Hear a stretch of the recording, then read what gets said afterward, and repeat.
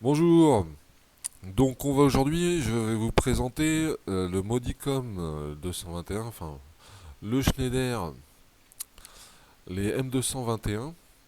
Donc au niveau matériel, c'est des automates qui sont pas trop mal. On va dire que ils nous ont sorti le TSX 37 qui était une bête de course, un truc avec des vis, voilà, c'était bien, du bon matériel bien durci. Et il y a eu un peu moins bien entre les deux. Celui-là, il est pas trop trop mal, j'en suis bien satisfait. Il a l'avantage d'avoir la connexion Ethernet en standard dessus, donc ça c'est très appréciable. Aujourd'hui, en fait, le Modbus TCP c'est quand même du courant, donc pour un contrôleur, parce que c'est pas un contrôleur très très cher, on va dire pour les fonctions qu'il fait, c'est un bon produit.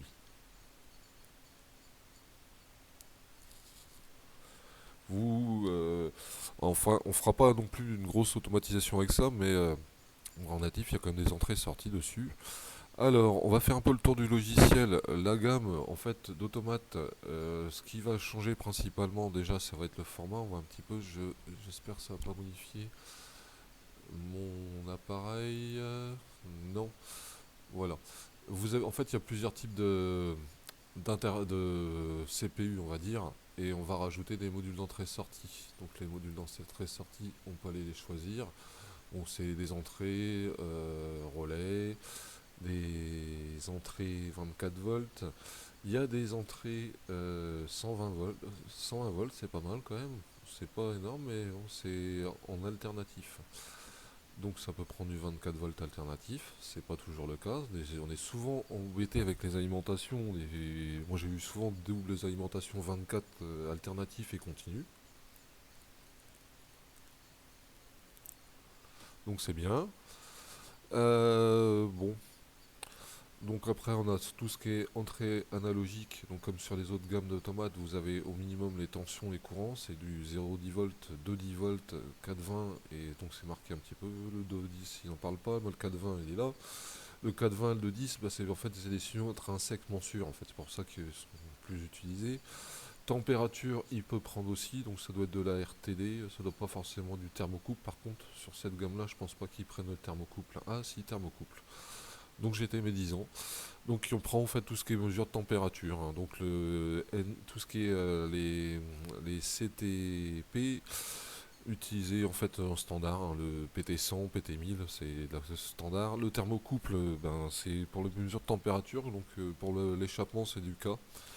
Donc 700 jusqu'à 1300 degrés, donc c'est déjà bien. Le thermocouple, on peut monter jusqu'à 3000 degrés en température. Donc ça, c'est pour les combustions normalement. Ensuite, vous avez d'autres, les modules d'entrée et sortie. Enfin voilà, je vais pas faire tout le tour dessus. Il y a de modules experts, je connais pas, de sécurité.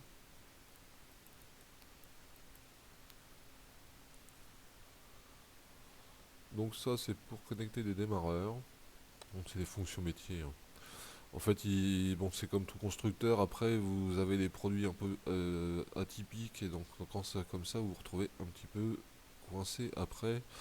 Ça, je sais pas, ça doit être pour leur bus, un bus peut-être interne. Mieux vaut passer par l'Ethernet. Le mot de bus TCP, ça le fait de toute manière. Voilà, donc ça c'est pour le matériel. Donc quand vous avez utilisé ce genre d'appareil, ben on va venir le configurer. Donc vous avez une interface. Donc là-dedans, moi j'ai déclaré déjà, on va dire pour le projet qu'on va voir animé, des entrées. Donc il y a filtrage, là-dessus il n'y a pas grand-chose à dire. Run stop, vous pouvez affecter en fait une entrée au mode marche-arrêt. Ou ça peut être intéressant pour des sécurités. Enfin, on évite quand même de mettre l'automate en stop, en sécurité, mais ça peut être intéressant. Ça permet d'arrêter l'automate. C'était affecté sur les TSX37, c'était affecté à la voie 02, je crois. On n'avait pas le choix. Voilà, les sorties, là, dans l'applicatif, j'en ai pas utilisé. Les entrées analogiques, donc ça peut servir pour mesurer les entrées-sorties. Il y en a deux dessus. Là, j'en ai déclaré deux, je crois. Enfin, c'est en natif.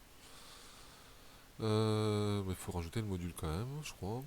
Les compteurs rapides, donc tout ça, c'est des choses qui se font sur les automatismes. Bus d'entrée-sortie, donc bon, il y a des informations, pas forcément plus que ça.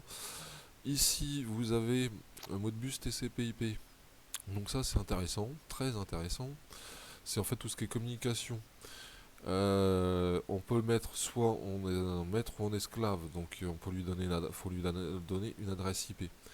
Si je vais pas rentrer trop dans le détail, mais en fait on peut aller chercher des informations, par exemple dans le variateur, vous pouvez aller chercher des informations dessus. Un compteur d'énergie, vous pouvez récupérer les compteurs. Donc celui-là, il sera soit maître, soit esclave.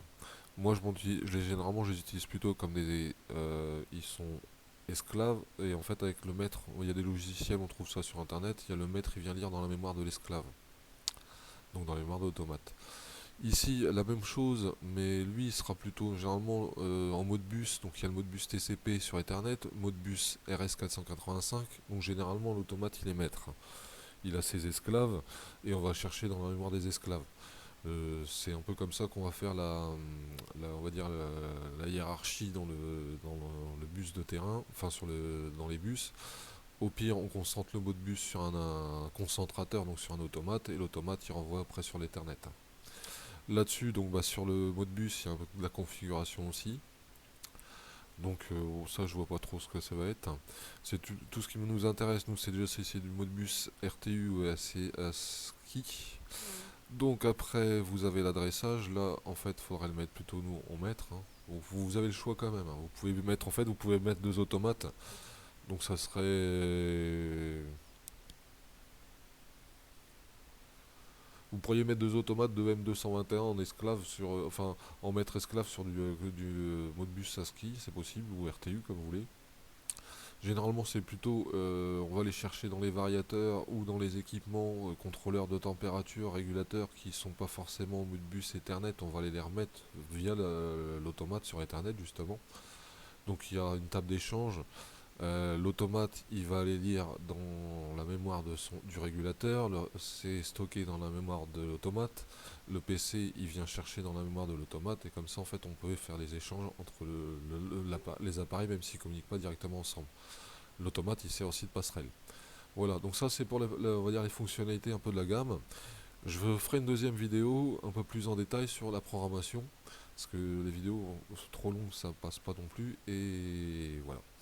Donc après je vais vous présenter quand même finir le soft.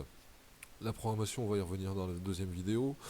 Donc là on retrouve une table d'animation, ça vous permet de mettre au point. Il y a l'option trace qu'on verra tout à l'heure qui est vachement pratique. L'afficheur dans cette application là j'en ai pas mis, je m'en sers pas. Et ensuite on a la mise en service on essaiera tout à l'heure le simulateur. Donc voilà pour la première partie de la vidéo sur les automates M221. Les propriétés du projet, donc on peut renseigner, bon, ça vous imaginez bien, hein. Ça, j'ai pas trop besoin de vous expliquer. Le nom, prénom, vous mettez votre nom, prénom, nom de société, configuration, on en a parlé. Donc on viendra plus en détail sur le raccordement du matériel. Donc ici, nous, sur notre module, comme c'est normalement du CE16R, vous avez quand même le détail ici. On nous met 9 entrées numériques en 7 sorties relais. Les entrées numériques, c'est du 24 volts. Ça, c'est pas forcément visible sur le logiciel. On verra ça dans la documentation des produits. Voilà donc pour la première vidéo. Bon courage!